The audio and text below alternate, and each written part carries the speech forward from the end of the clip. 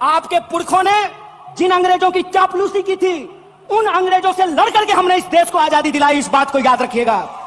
ना आपके जेल से डरेंगे, ना आपके मुकदमे से डरेंगे, ना आपकी लाठियों से डरेंगे, ना आपकी गोलियों से डरेंगे। भारतीय राष्ट्रीय कांग्रेस इस देश की पार्टी है और इस देश के हकूक के लिए लड़ती रहेगी। इस बात को याद रखिएगा। दोस्तों, मैं समझता हूं कि ये एक महत्वपूर्ण रेजोल्यूशन है। महत्वपूर्ण रेजोल्यूशन इसलिए है कि आप सब जानते हैं कि भारत दुनिया का सबसे नौजवान देश है।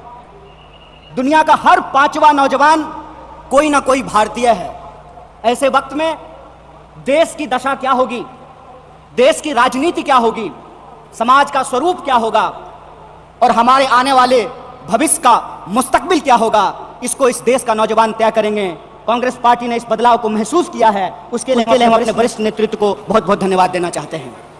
दोस्तों, आज जब रायपुर में देश की सबसे पुरानी पार्टी उसका 50वां महाधिवेशन हो रहा है, तो हमारे सामने कुछ महत्वपूर्ण सवाल हैं और उन्हीं महत्वपूर्ण सवालों पर चर्चा करने के लिए यह हमारा डिस्कशन हो रहा है, यह प्लेनरी सेशन हो रहा है।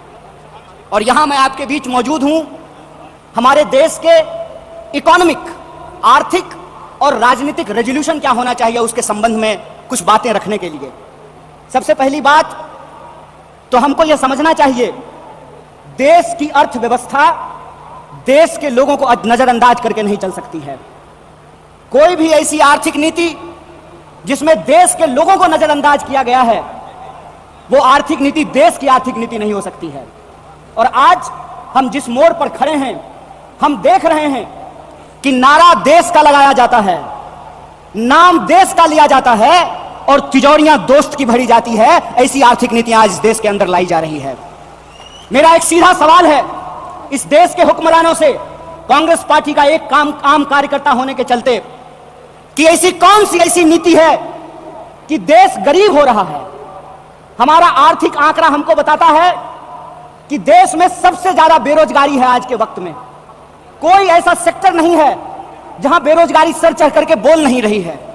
आप तमाम सर्वे उठा करके देख लीजिए, लगातार अमीर और गरीब की खाई बढ़ती जा रही है। इस देश के संसाधनों पर मुट्ठी भर लोगों का कब्जा होता जा रहा है। वैसी परिस्थिति में जो देश की संकल्पना है, जिसको महात्मा गांधी ने देखा है, जिसको मौलाना अबुल कलाम आजाद ने देखा है, जिसको सुभाष चंद्र बोस ने देखा है, जिसको श्रीमती इंदिरा गांधी ने देखा, जिसको स्वर्गीय राजीव गांधी ने देखा, जिसको इस देश की संविधान ने इस रूप में वर्णित किया है कि देश देश के लोगों से बनता है। जब देश देश के लोगों से बनता है तो आप मुझे बताइए कि देश कैसे गरीब हो रहा है और देश के 2-4 पूंजीपति कैसे अमीर हो रहे हैं। यह कौन सी ऐसी जादू की छड़ी है जो मौजूदा सरकार चला रही है। आप मुझे बताइए कि आम लोगों की आमदनी घटती जा रही है और देश के 1-2 पूंजीपति दुनिया के अमीरों की सूची में जाकर के शुमार हो जाते हैं। मैं यहां यह बात स्पष्ट कर देना चाहता हूं, हमारी पार्टी अमीरों के खिलाफ नहीं है, हमारी पार्टी पूंजीपतियों के खिलाफ नहीं है, हमारी पार्टी उद्योग धंधों के खिलाफ नहीं है, हमारी पार्टी उद्योगपतियों के खिलाफ नहीं है। लेकिन हम ऐसा देश नहीं चाहते हैं जहां आम लोगों के पास रोटी नहीं हो और प्रधानमंत्री के पास चलने के लिए 8,500 करोड़ का विमान हो। हम ऐसा देश नहीं चाहते हैं कि इस देश के आम लोगों के हाथ में शिक्षा नहीं हो, कलम नहीं हो, स्लेट नहीं हो, कंप्यूटर नहीं हो, मोबाइल नहीं हो और इस देश की जो सरकारी संपत्तियां हैं, बीएसएनएल के बारे में क्या कहा गया? बीएसएनएल के बारे में कहा गया बीएसएनएल का मतलब होता है भाई साहब नहीं लगेगा। अरे भाई साहब नहीं लगेगा तो आप मुझे बताइए कि जियो धन धनाधन कैसे करेगा? यह सवाल आज इस देश के सामने खड़ा है। सरकार क्या करेगी? यह सवाल मैं पूछना चाहता हूं इस देश के नीति निर्माताओं से कि अगर एयर इंडिया नहीं होगा, जब देश में नहीं होगा एयर इंडिया, तो आप बताइए क्या करेंगे ज्योतिरादित्य सिंधिया? जब एयर इंडिया नहीं होगा, जब रेलवे नहीं होगा, जब बीएसएनएल नहीं होगा, तो मैं कहता हूं कि इस देश में मंत्री की क्या जरूरत है? जब देश में जनता नहीं होगी तो फिर इस देश में सरकार की क्या जरूरत है? जब देश में स्कूल नहीं होगा, अस्पताल नहीं होंगे, सड़कें नहीं होंगी, तो आप मुझे बताइए कि फिर संसद की क्या जरूरत है? इस देश की जो पूरी की पूरी संकल्पना है, उस संकल्पना को आज एक बार फिर से कांग्रेस के राष्ट्रीय महाधिवेशन में पुनर्विचारित करने की जरूरत है।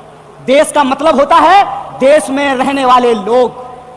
डीडी नेशनल पर एक कार्यक्रम आया करता था, नेहरू जी की किताब है डिस्कवरी ऑफ इंडिया।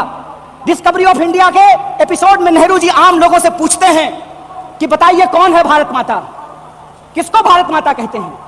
भारत माता इस देश में रहने वाले लोग हैं।